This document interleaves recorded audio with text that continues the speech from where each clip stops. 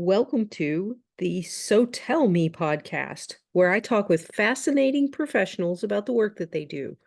I am Dr. Melissa Duder, and today I'm talking with Dr. Christine Masuda about her work as an urgent care psychiatrist in Austin, Texas. This podcast is sponsored by Sigma Mental Health Urgent Care, located in San Antonio and Austin, Texas.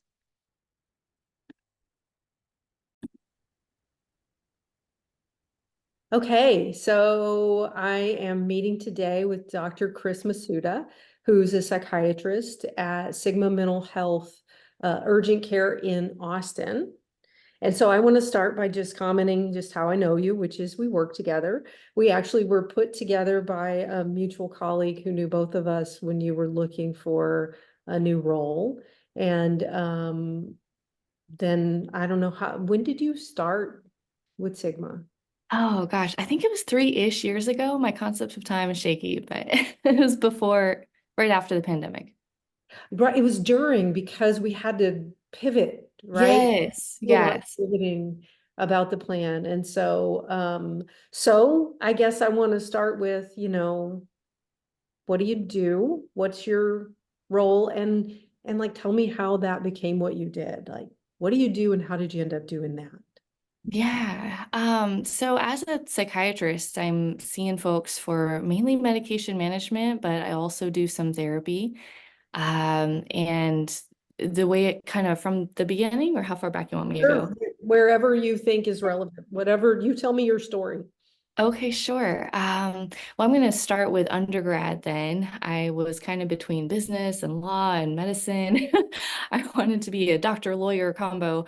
I ended up trying a bunch of stuff and ruled some things out. So then I taught for a couple years doing Teach for America. Yes. And So hang yeah, on, I want to go back to the first part and then I want to come back to that because I find that absolutely. fascinating. So you wanted to be like a doctor, lawyer, business person. Why? Like what's the background of even that? Like, Yeah. In high school, I had done some like leadership programs and some programs that gave you some exposure to law. So I kind of had the interest there. My dad was a businessman, so I had the interest in that going on. And then in medicine, I had this amazing high school science teacher doing AP bio and loved the material there. So I was kind of split. I didn't know what I wanted to do. So I thought maybe I can do all of it. okay, that's really fascinating. Okay. And then where'd you go to undergrad? Where'd you grow up and then where'd you go to school? Yeah, I grew up on Mercer Island in Washington State, Oh, and see, I didn't know about you. This is why we're yeah, doing this because I've never known that. Okay. literally an island, although a bridge ran across it, so no ferries. And then I went to undergrad at University of Washington. Okay. And so then what was your undergraduate degree in? Yeah, I landed on neurobiology, and that's what I ended up graduating in. But my freshman year, my goodness, I was taking all kinds of classes, and that was part of the ruling out process of business and law. Okay. And you just liked those science classes. You were just Yeah. drawn because you liked the material and you liked what you were doing. Exactly. I loved the bio classes. I thought it made sense to me. I got it. And then the classes in other fields, just it became more apparent that I was less interested. Okay. Okay. So then you study neurobiology and you start to think, maybe I want to go into medicine. Exactly. Yeah. So I was thinking I want to be a doctor at this point, maybe researcher, PhD route, don't know. So I joined a research clinic and did a lot of my spare hours there, kind of ruled that out too in the process. Why? I mean, what wasn't for you in that? Yeah, I was really lucky. I got to actually create my own experiment. I was a Levinson scholar and kind of did the whole process. And I'm not detail oriented enough in the research aspect, I think. And I like that face-to-face contact, which I'm assuming I had assumed I would get more of in medicine. So that's kind of what directed me there. See, I think I felt the same way. Like I think scientific research is a noble pursuit, but I don't think I have the right personality. And Yeah. and I didn't like doing it, even though I think it's really important and someone should do it. And so, I just found myself kind of unhappy when I was Totally. doing research as my main thing that I was involved in. So I can really relate to that. So then, Totally. okay, so you go medicine, you apply to med school, you get into med school, and then how do you end up then in psychiatry as opposed to surgery or, Yeah. Yeah. I what? suppose surgery. That's funny you say that because I was thinking surgery. Uh, so I really like working with my hands, and I thought, oh, surgery might really line up with that. So I went into med school thinking that, and then I Yeah, got to the OR, and what you were talking about with research, that love was not there. I was sitting there for hours, trying to assist in any way I could, and it wasn't that spark I thought it would be. So that yeah, made me go back to the drawing board and figure out what did I most enjoy my time doing, and it was psychiatry rotation. interesting. Why? I think it was the stories. As a kid, I wanted to be a writer, and I've always loved stories. And so in psychiatry, I realized that people were really being vulnerable with you and telling you their life story. And that's such a privilege. And I felt myself connecting to those stories. And I didn't see other professions. It wasn't the same depth or just the same kind of parcel that you get in that interaction. And then somewhere in there, you went and you taught for Teach for America between college and med school? Yeah, yeah. So by the end of my neurobio degree in undergrad, I knew, okay, I want to be a doctor. But then somebody entered my undergrad class, and it was from Teach for America, and they were given the story of how, we need to uh, draw more attention and pull more resources into our youth. And my heart really, I felt the squeeze. So I thought, okay, maybe I'll try that out and at least do what I can for 2 years. And so that's what I did. But the whole time I kind of had a background plan of, I think I still want to go to med school. And so Teach for America is like a 2-year contract that you go into it with a plan It to is. for that period of time. Yeah, they give you intensive kind of summer boot camp training.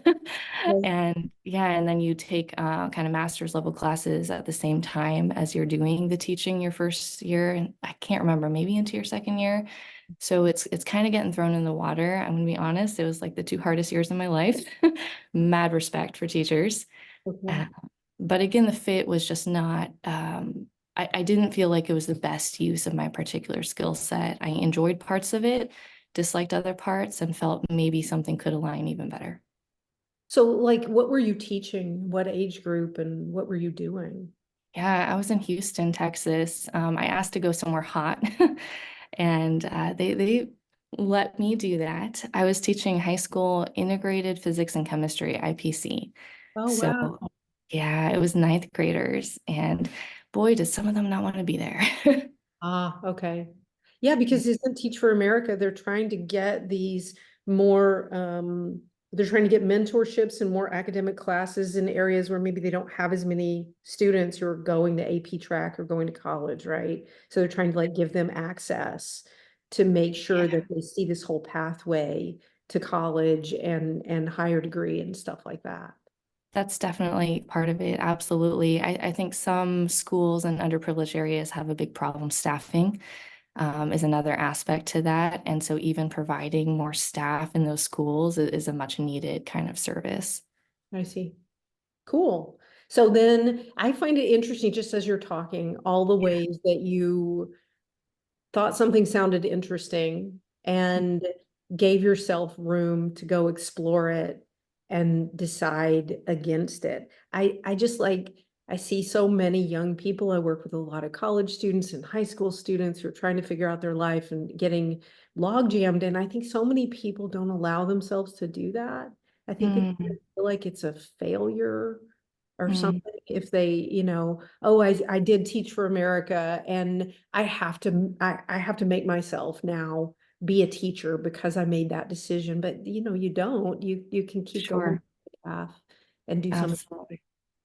Right. And like it surprises me just what I end up aligning to. Like I didn't know that. And then you go, oh, okay. What you Yeah. end up aligning to in terms of with yourself, like, oh, this is who I Yeah. didn't know. Right. I didn't know. Like, I didn't know going into my business class, I would be bored stiff with, economics. I had no idea. Yeah. Or with surgery, I had no idea I'd have that reaction to it. And then you did, and you said, this is not for me. Yeah, exactly. Okay. And then, okay. So then you find your way to med school, you get to med school, you find that you really like being with people and their stories. You're a people person. I could see that. And then you end up in psychiatry. And then where did you do your residency? In Austin? Yeah, Austin, Texas. It's gone through several name changes, but I think now it's with Dell Medical School. Okay. Mhm. Okay. And you ended up there, you go through, you rotate through all the specialties. Yeah. Then you specialize in psychiatry, you go to a psychiatry residency. Was that also at Dell? So I'm sorry, let me clarify. So the medical school portion was in Dallas at UT Southwestern, and that's when I was. Southwestern for one of them. So, okay, I'm getting it back. Yeah. And then that's where I figured out, okay, I like psychiatry the most and applied the psychiatric residencies. Then I went to UT Dell, Austin, whatever it's called, and did my psych residency. And even that point, you still have to make decisions. Like you're going through these rotations in subspecialties of psychiatry. And that was a very similar process, figuring out what did I like, what did I not like. What did you like in psychiatry Yeah. residency? Well, this is another example where I go in thinking I want to do one thing and get proven wrong to myself. In first year as an intern, they call first year residents interns. You do a lot of service on inpatient units, so inpatient psychiatric hospitals, and ours is Seton Creek. And I loved the flow of it. I loved how you have a caseload of maybe, 10, 12, 15 patients. You see them in the morning, you're walking the whole time, you're talking. It's very kind of systematic. And then you see new patients in the afternoon and deal with any crises. And I liked that go at your own pace kind of flow. So I thought, that's what I want to do. And then by the end of residency, I figured out, okay, actually, that's not what I ended up doing. Okay. And then what else did you like? Was there anything else that stood out? I liked the outpatient aspect of seeing patients over time, because I get to know somebody and I get to see them once every month, every 3 months. And I was actually able to do that for years because our resident clinic starts outpatient in second year. So Oh, you can have wow. continuity for 3 years, which is awesome. Wow. Yeah, I think most people get continuity clinics starting in third year, right? So they get that maybe in third and fourth, but not in second year. Yeah, so I felt like that was a really different relationship than what I was having on inpatient, where you get to see people intensively, but it's only for, a few days to a few weeks. So I really liked that. And then you finished residency and you went and got a job. Well, I took a detour. My husband and I said, okay, let's quit everything and travel for a year. So I actually did locums for a year, saving up, and then traveled and then came to Sigma. Okay. And for anybody who doesn't know what locums is, it's where you're kind of pulled in as a substitute for somebody who's on leave or a position that's not filled. So it's temporary roles. And was that all like telehealth? No, that was in person. So that was before the pandemic. I was over in Houston again, and I had a longish term position. So you sign up with a company for locums, and they kind of handle the interfacing between the company that needs you. And so in this case, it was, I believe, Harris Health. Okay. So I was working as the lone psychiatrist within a primary care clinic. And so that was really cool. Oh, interesting. And Yeah. then there were things about it that weren't a good fit for you. And I know that that's the case from things that you've said to me, but I don't really Yeah. know what it was that wasn't a good fit about it. Yeah. Well, I think part of it was something I could have done differently, but also part of it was just kind of the nature of it. And I saw this in residency a little bit too. Different outpatient clinics have kind of different flavors, and the composition of people that you end up seeing is different depending on where you're practicing. So in this situation, it was Harris Health. Most people didn't have insurance. It was this kind of like card they have or some sort of access to care. But the bottom line is that they didn't have many resources. And my heart goes out to them. And there are lots of psychiatrists out there who that is their jam. And this is giving them meaning and purpose. And my issue is that I'm kind of a instant gratification person in a sense. I like to see results as I'm treating people, and that was a little harder to do in this context because of the lack of access to, say, therapy consistently, which is a See a huge. person, they have a bunch of trauma or they're going through something, they need counseling, they need to see a therapist, and there's no resource to send them to. So they just don't. Exactly. Exactly. So they stay kind of static, and I had a lot of my percentage of kind of caseload be like that. And that was frustrating to me. Whereas, my friend or colleague, that might be fine for them, and they might actually love treating the underserved in that scenario. So I think that's just where my personality is a little different. And I'm like wanting a certain thing out of what I see. Yeah, but I think maybe that's everybody. That's one of the things I think is really interesting about how people meander their way to their special area of work. And it's really driven a lot by your life experiences and your personality. The Yeah. person who, wants to do forensic work and be in a courtroom and write reports is a very different person than the person who wants to, work in a hospital, for Totally. the underserved group. And a lot of it, I think, is really tied to just how you've developed in life as a person and what your personality is like. And Absolutely. so then that brings me to my next question, which Yeah. is, what about your life experience or your temperament would you Mm. say leads you now to being and you can ask me if this is the right way to describe it, but you work in an outpatient clinic Yeah. that offers urgent services. You're involved actually in a number of different systems, from corporate contracts where people have, their corporation is helping to bring them in for care, or people who are at the homeless shelter, but they're well resourced, uh, Yes. who you might see. So you're seeing a wide variety of different people in in an outpatient setting that's an urgent care, so people might be very acute or very new to care. And so, what about you makes you like doing that? Mm. Gosh, this is a really multifaceted question. Let me see where I want to start. I'm going to start with my training, actually. So in residency, I was lucky enough to spend an extended rotation that lasted a year in the Yellow Pod at Seton's Dell ER, just the psychiatric portion of the ER. And I really saw that gap in care. People would come into the ER and say, I'm in crisis. I want a medicine started, but it's not the right setting for it. And so we would give them a list of psychiatrists to see, and they would, say, well, I can't, they're all saying there's a wait list. So that's kind of my motivation for being with Sigma as an urgent care center. We can start medicines like the same day. And that feels so gratifying to me after having seen that gap firsthand for so long.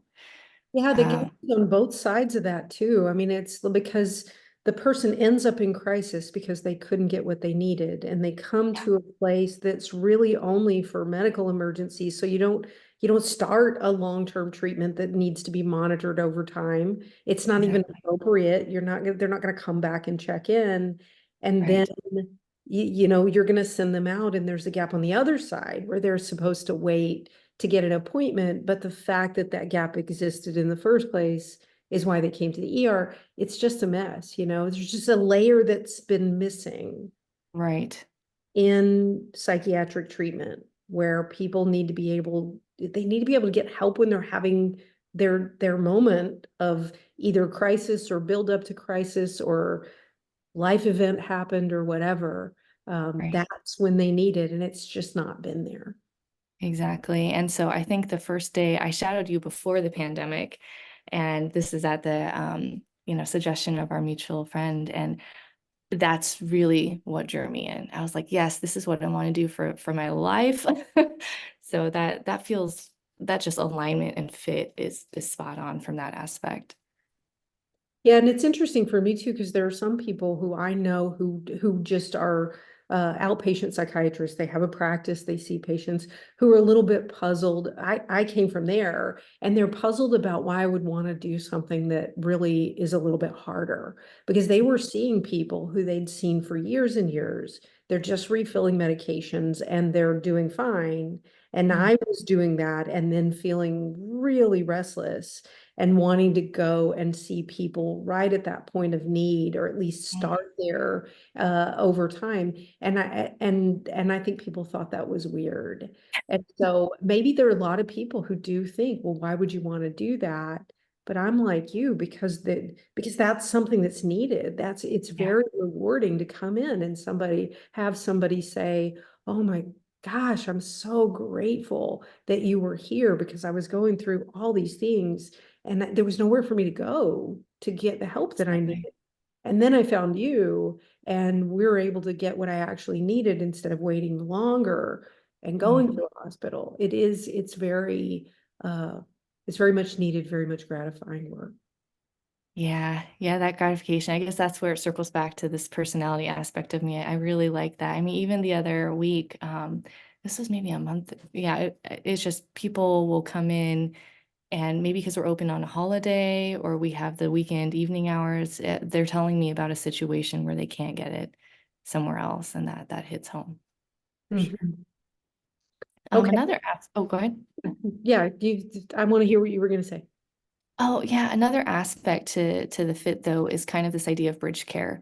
And I think that fits with my personality on some respect because I'm able to keep some patients longer term if that's a good fit. But a lot of patients see us for bridge care specifically because they're on a wait list for an insurance covered psychiatrist. And that really jives with me because I can treat them, get to know their story.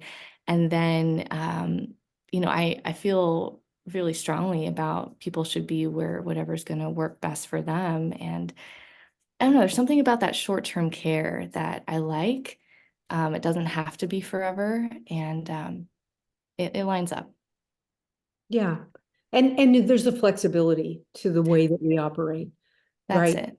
I think Right. one of the things that can be really maddening, I haven't worked a lot in these kinds of systems except for in residency, but when like everybody gets a 3-month follow-up, and that doesn't matter if they're completely unstable or Yes. they not had a med change in 5 years, everybody gets a 3-month follow-up. It's just so absurd if we can't adapt to the needs of the person in front of us. Yes, that's exactly what I was trying to get at. Yeah, no, and I heard it. Okay. Well, so okay, so doing urgent care psychiatry, like what's the downside? Even if it's not for you, what's Yeah. the downside for the community or with the concept, would you say? Because it's not all sunshine and roses. I mean, there's got to be something. Sure, sure. Well, I guess where I'm standing from, one of the downsides is that we can't have like lower prices, for instance, and that accessibility factor. And we do it for very specific reasons, and it works. And I still think it serves a great need. But in an ideal world with rainbows and unicorns, I wish it could be like free or something like that.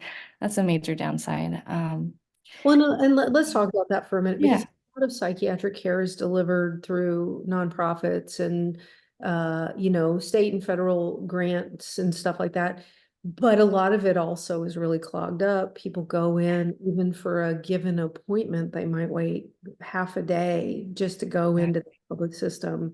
Or they might, in San Antonio, in the public system, they have great resources that people don't pay out of pocket anything for.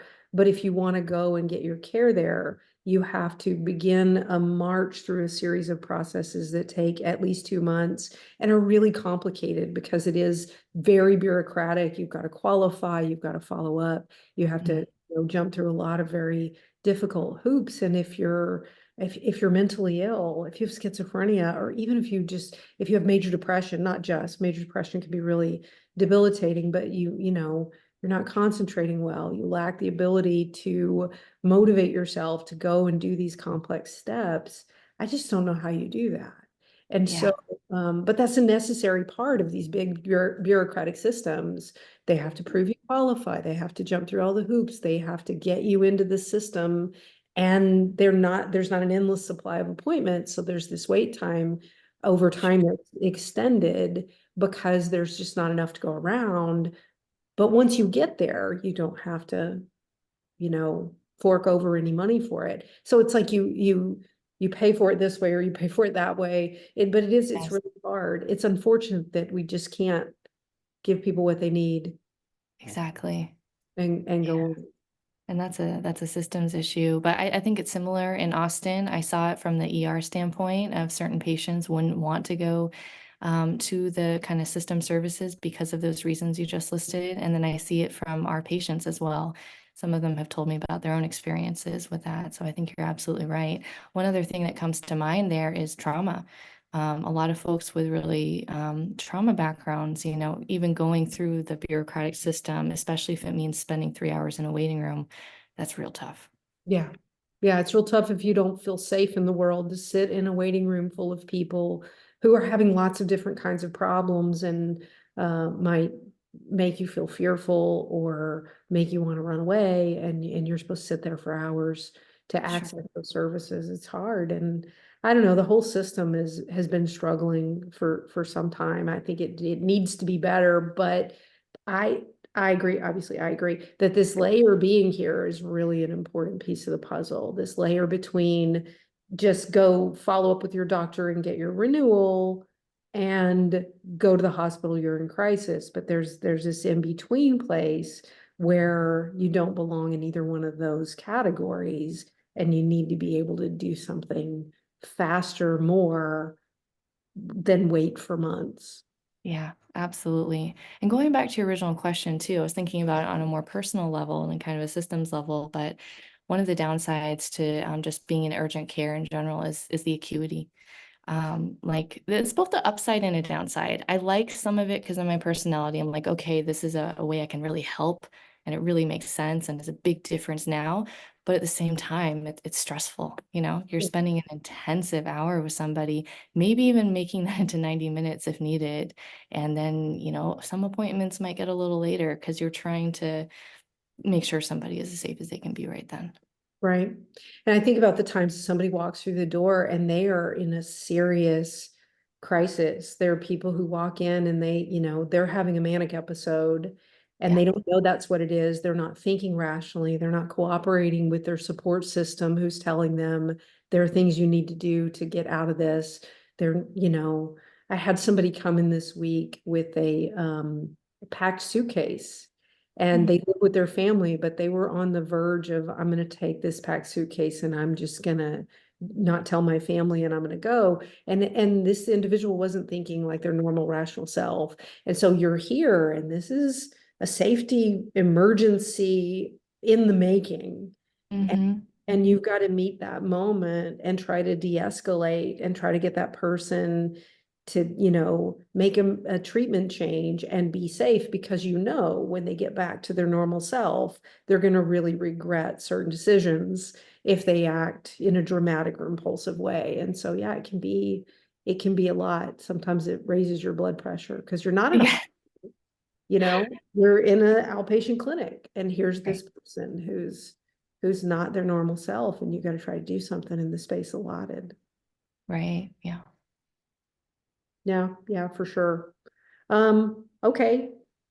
I mean, what do you think needs to change and be better? Like we're talking about this layer needs to be there. Okay, so now we're part of this layer of urgent psychiatric care. But what do you think still needs to change? What do you think still needs to be better? Oh, the thing I was thinking about the other day, and I don't really have any answers, but it just seems like a major issue is that insurances are not really reimbursing um, at a high enough rate where psychiatrists can also do therapy. And I think in certain instances, that combo is really needed. Maybe not for everyone, but Yeah. for certain instances. And that's been relegated to the private pay world because of these reimbursement rates. So that's one thing I was thinking about. Yeah. Yeah, and I was talking with somebody at one of the companies that we work with, and Mm. they were saying that a lot of the primary care doctors who want psychiatry to see their patients are imagining that, we're over here and we got them on the couch and we're doing psychoanalysis.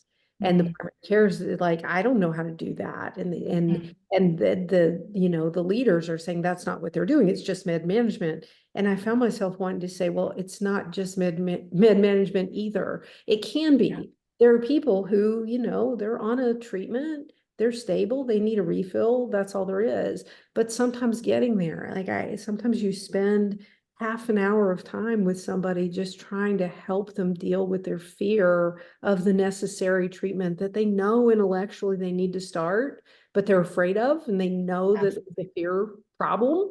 Mm, So sometimes you just like spend all this time and energy really like supporting and navigating and validating and dealing with all these complicated feelings just to get to the point that you can do the medical part. So, psychiatry is this really interesting world that's somewhere in between the two that I oh, think totally.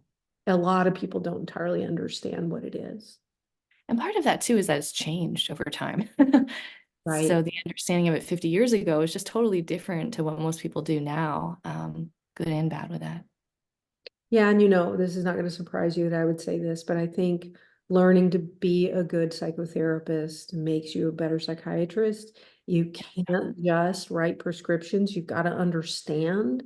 Through that Mm, understanding, you start to know what interventions are going to work for people. And, if you understand really this person, you get closer to knowing what the biology of their body is doing, right? mhm, Oh, this is trauma, we're going to need to do these kinds of things. And that's really different than if you were just, just have this biologic history of some kind of, genetic difference that runs in your family or whatever. But I do think it makes you a better psychiatrist. Oh, absolutely. I mean, one of the things that's really become apparent to me is you don't pass go without trust between you and the person you're seeing. And the way to develop that trust is very therapeutic. And so I'm 100% behind what you're saying. It also, oh, I had another thought. What was it? Well, maybe it'll come back. Okay.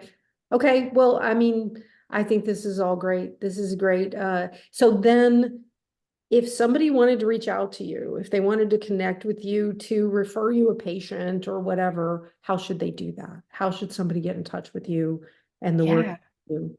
Absolutely. It would be pretty simple. I usually direct people to our website, sigmamhuc.com, because it's just simple. It has our phone number, it has all our contact info. And if you just go to the website or call our phone number and ask for an appointment with Dr. Masuda, that's the simplest way. And you're seeing all ages, basically Yep, all diagnoses in psychiatry, just anything exactly. that falls under the umbrella of psychiatric care, you can assess. And if it requires a referral to someone else, you can manage until they get to the next place. If, maybe Exactly. you need a child psychiatrist or a geriatric psychiatrist or something different, but you can do that first layer until they get to the next place they need to go. Yeah, I like to tell people we'll see everyone. We may not keep everyone if it's not in their best interest, but we'll definitely stabilize everyone. And just an example from this year is seeing a child patient. I start something, I stabilize them, and then I'm doing like a warm handoff with my friend who's a child adolescent psychiatrist. And that's kind of seamless. We send records, everything. So that's kind of the ideal. Awesome. Okay. Anything else you want to add before we wrap it up? Oh, that other thought I had was about the why this is such a good fit for me specifically. And I think part of it is that I can do a sprinkling of some therapy in when I want to, and that feels fulfilling to me. And I know that hits everyone differently, but for me, I do some EMDR, and that has just been a game changer. Like I'm loving it. Yay. I'm not going to just say that I know and I told you so, but You did. it You is did. it's really good to have a couple of specialty therapies that you do a deep dive in that just makes you a better clinician. And that's a really good one. And, a targeted treatment for trauma, a deeper understanding, it's transformative, honestly, in Yeah. terms of like so many places where you just didn't know where you were going to go to help somebody before. And then with this model and this modality for trauma, you have something to bring to the table where they don't have an FDA approved medication or, whatever, and you can't undo what happened to them, but you can certainly bring some new treatments Oh, to. absolutely. So yay. Well, that's a good note to end on. Thank you. This has been Thank great. And I appreciate it, and we will see you later. I enjoyed it. Thanks. Bye. Bye.